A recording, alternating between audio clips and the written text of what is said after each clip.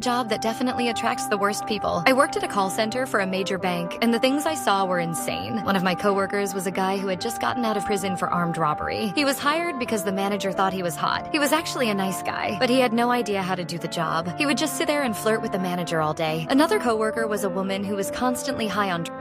She would come to work with her eyes half closed and would nod off at her desk. She was eventually fired after she fell asleep during a call with a customer. Then there was the guy who was constantly getting into fights with customers. He would yell at them and call them names. He was eventually fired after he threatened to come to a customer's house and beat them up. The worst part was that the manager didn't care about any of this. She was too busy flirting with the guy who had just gotten out of prison. She would let him get away with anything, and she would ignore the other employees who were actually trying to do their jobs. I eventually quit after a few months. I couldn't take it anymore. The place was a madhouse.